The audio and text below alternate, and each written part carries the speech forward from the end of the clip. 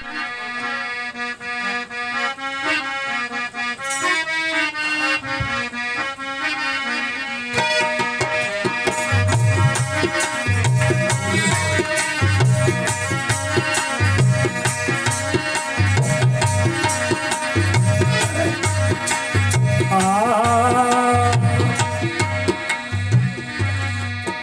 भारत ने स्वर्ग बनाओ हे भारत की देवियों। ओ भारत ने स्वर्ग बनाओ हे भारत की देवियों। ओ भारत की देवियों, ओ भारत की देवियों। भारत ने स्वर्ग बनाओ हे भारत की देवियों। ओ भारत ने स्वर्ग बनाओ हे भारत की देवियों।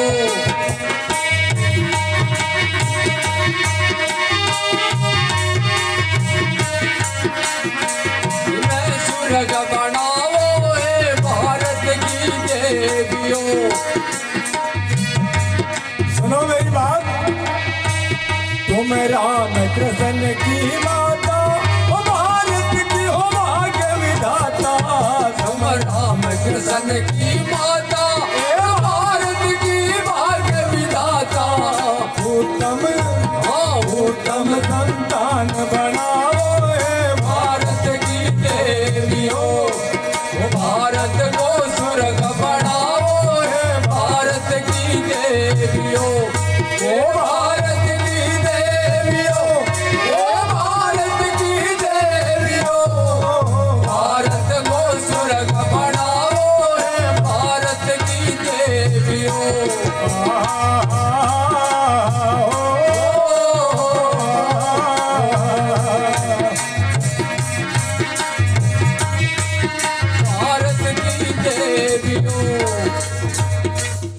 भारत को स्वर्ग बनाओ हे भारत की देवियों।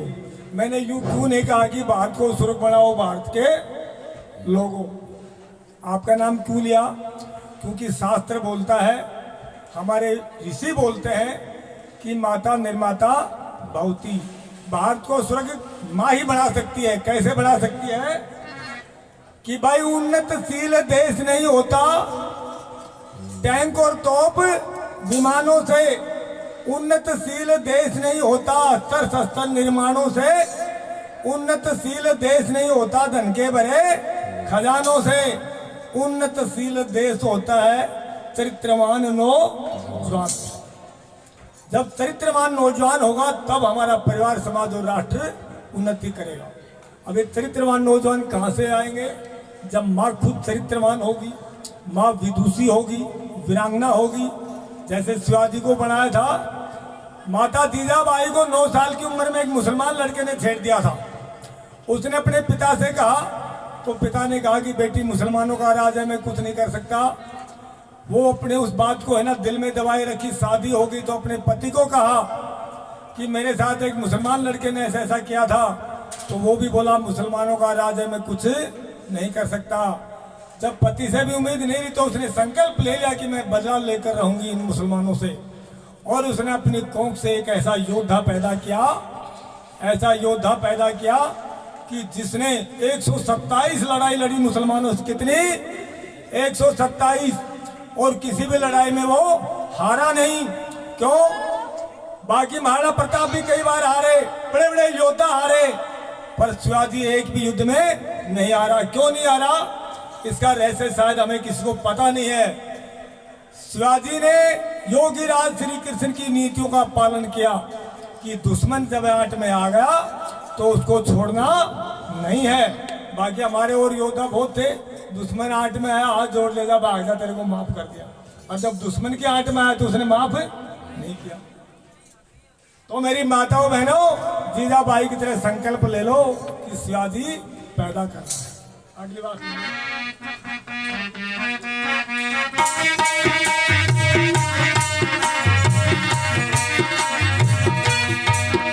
हमने अर्जुन को पाला, जिसका था धनुष निराला। हमने अर्जुन को पाला, ओ जिसका था धनुष निराला।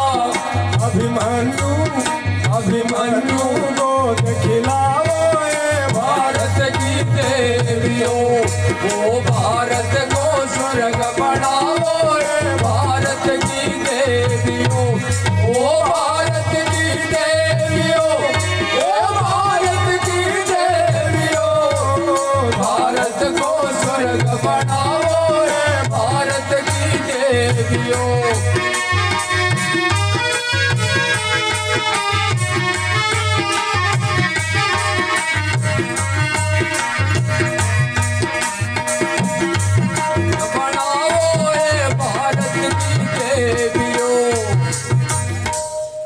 तुमने अर्जुन को पाला, जिसका था धनुष निराला, अभिमन्यु गोद खिलाओ हे भारत की देवियों। मेरी माताओं, जिस माँ की गोद में अभिमन्यु जैसा योद्धा खेले, जिसने छोटी सी उम्र में, ठीक है, जिसने छोटी सी उम्र में महाभारत के बड़े बड़े योद्धा कर्ण, दुर्योधन, द्रोणाचार्य, कृपाचार्य, भीष्म पितामह, ये जितने बड़े बड़े योद्धा थे सबके छक्के छुड़ा दिए थे। ऐसी वीर संतान जिस माँ की गोद में खेले, क्या वो माँ गर्व नहीं करेगी? करेगी कि नहीं बताओ? इसलिए आपको यत्न करना चाहिए। आप तो खेल खेल में संतानें पैदा कर देती हो, खेलती रह जाती, कुछ करे नहीं पाती। हमारे गर्भाधान संस्कार पहला संस्कार है, उसकी तैयारी की जाती है। गर्भाधान संस्कार करने से पहले ब्रह्मचर्य को धारण करना पड़ता है, सात्विक भोजन खाना पड़ता है, तब किया जाता है। शरीर को कष्ट दिए जाते हैं ताकि शरीर मजबूत हो जाए। तब जब हम तैयार हो जाते हैं विचारों से, मन से, शरीर से, तब पति और पत्नी क्या करते हैं, किसी विशेष विद्वान आचार्य को बुलाकर या हवन करते हैं और गर्भाधान संस्कार की तैयारी करते हैं। जैसे हम फसल बोते हैं तो तैयारी करते हैं ना, तो ये संतानें भी मेरी माताओं हमारी फसल है। फसल, अगर फसल आपकी माड़ी रहेगी तो आप परेशान हो जाते हो, पर ये जो फसल हमारी है ना संतान रूपी, ये तो हमारे सुख का आधार है, ये हमारी पहचान है। अगर संतान जुआरी होगी तो गालियां किसको मिलेंगी? माँ को मिलेंगी, पिता को मिलेंगी। इसलिए गर्भाधान संस्कार की तैयारी करके और संतान का निर्माण किया जाता है, तब कहीं जाकर के हम अभिमन्यु जैसी संतानों का प्राप्त कर सकते हैं। अगली बात सुनिए।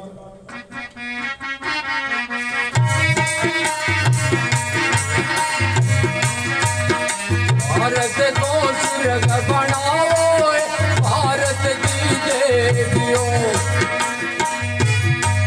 मत पाखंड के मैं जाना, हमें तो गयो पाठ कराना। मत पाखंड के मैं जाना, हमें तो का पाठ पढ़ाना। हो तम संगा हवन कराओ रे भारत की देवियों, भारत को स्वर्ग बनाओ रे भारत की देवियों। भारत की देवियों, भारत को स्वर्ग बनाओ रे भारत की देवियों। मत पाखंड के में जाना, वेदों का पाठ कराना, तुम संध्या हवन कराओ ये भारत की देवियों। पाखंड में जो औरत जाती है, जो महिला पाखंडों में जाती है, वो कायर और कमजोर होती, डरपोक होती है।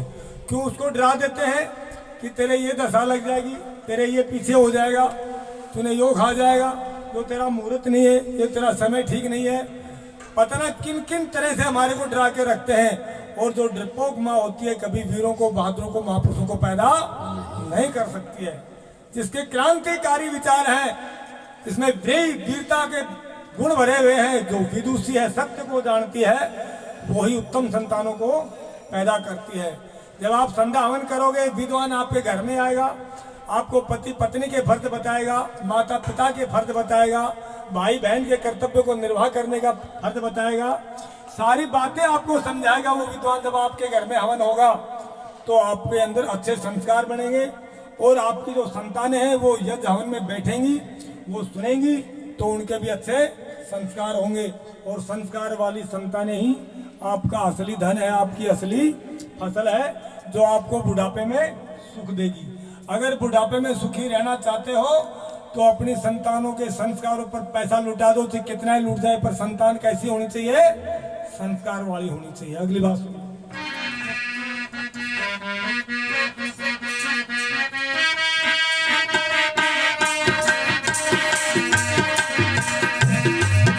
करो माता पिता की सेवा, सेवा से मिल जा मेवा। करो माता पिता की सेवा, ओ सेवा से मिल जा मेवा।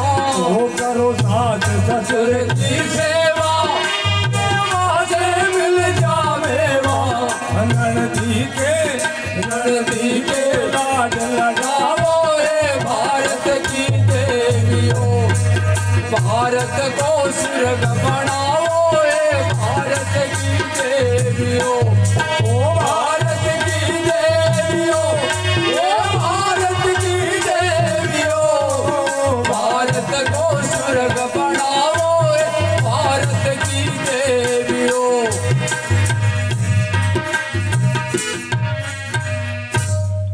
करो सास ससुर की सेवा, सेवा से मिल जा मेवा। नंदी के लाड लड़ाओ हे भारत की देवियों। आज एक मैंने समाज में प्रचलन लगा हुआ है कि जो आजकल की नई नई लड़कियां हैं, बेटियां हैं, इनकी शादी हो जाती है और इनकी ससुराल में जाते ही सास से झगड़ा हो जाता है। जब कोई मेरा जैसा कहता है भाई तेरे सास ससुर हैं, इनकी सेवा क्या कर, बोला जी ये तो मेरे पति के माता पिता हैं, मेरे माता पिता तो मेरे पियर में है, मैं इनकी सेवा क्यों करूं। अब उसको ये समझ में नहीं आया कि जब तू जवान हुई तो तेरे माता पिता ने है ना तेरे को घर से शादी करके निकाल दिया सदा के लिए, जा भाई कहते साल 6 महीने में आ जाना हमारे पास, बाकी यहाँ नहीं आना है, तुझे वहीं रहना है।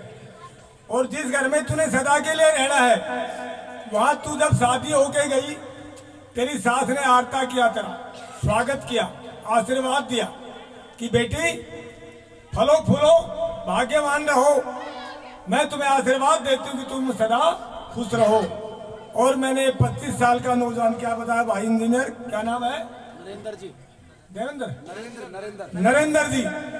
नरेंद्र जी की माता ने कहा उसकी धर्म पत्नी से कि बेटी मैंने 25 साल का नौजवान इंजीनियर बना करके तेरे हवाले कर दिया है, ये तेरे सारे सुख दुख को अपनाएगा, तेरी हर सात्विक इच्छा को पूरी करेगा और तेरा मान सम्मान करेगा। और पति का मतलब क्या होता है? इतनी महिलाएं बैठी हैं, बूढ़ी हो गई, किसी को ये नहीं पता कि पति का मतलब क्या होता है। पता है किसी को? पति का मतलब होता है रक्षक। तो माँ कह रही है, सास कह रही कि बेटी मैंने तेरा को पति रक्षा के रूप में दे दिया है, ये आजीवन तेरी रक्षा करेगा। अब आप यकीन करो कि जिस माँ ने अपना 25 साल का नौजवान पढ़ा लिखा करके और उस लड़की के हवाले कर दिया कि तेरी आशीष रक्षा करेगा, तो क्या उस बहू का, उस लड़की का ये फर्ज नहीं बनता कि वो अपने सास ससुर की सेवा करे? बोलो बनता है कि नहीं बनता? अगर तुमने सास ससुर की सेवा नहीं की तो निश्चित रूप से मानो कि आपके जीवन में कभी भी कोई खुशियों का फूल नहीं खिलेगा।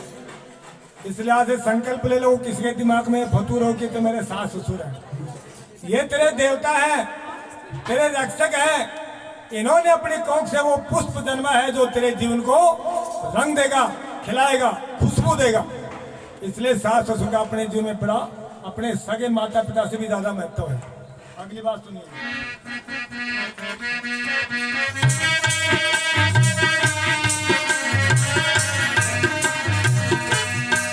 मत गुरु नामे में जाना, अपनी औलाद शर्म को बचाना।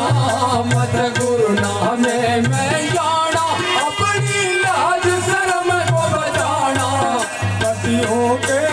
पतियों से प्रेम बढ़ाओ ये भारत की देवियों, वो भारत को स्वर्ग बनाओ, रे भारत की देवियों। ओ भारत की देवियों, ओ भारत की देवियों, भारत को स्वर्ग बनाओ, रे भारत की देवियों। मत गुरु नामे में जाना, अपनी लाज शर्म को बचाना, पतियों से प्रेम बढ़ाओ हे भारत की देवी। अब वो गुरुनामा क्या होता है मेरी माताओं बहनों? जब शादी हुई तो प्रतिज्ञा की थी कि मैं अपने पति के पीछे पीछे चलूंगी, इनसे कोई बात नहीं छुपाऊंगी और इनका मैं पूरा सम्मान करूंगी। पर जब वो गुरु नामे के चक्कर में पड़ गई तो ना तो पति के पीछे चली, ना पति की बात मानी और ना पति को दिल की बात बताई। पति ने कहा कि आश्रम में नहीं जाना है, बोला जाऊंगी, नहीं मानी। पति ने कहा कि क्या बात है, मेरे को बता गुरुनामा किसे कहते हैं, नहीं बताऊंगी चाहे कुछ भी हो जाए। फिर बताओ अब घर कैसे बसेगा। और गुरुनामा क्या होता है मेरी माताओं बहनों सुन लो। एक आर्य लड़की ने क्या है जो गुरुनामा ले लेती हूँ, बताते नहीं है किसी को भी, पति को नहीं बताती तो फिर और किसी को तो कहाँ बताएंगे। एक आर्य लड़की बोली गुरुनामा मैं लेके आती हूँ, फिर मैं बताऊंगी कि गुरुनामा होता क्या है। आश्रम में चली जाती है, वहां प्रकट करती है कि मैं गुरुनामा लेने आई हूँ।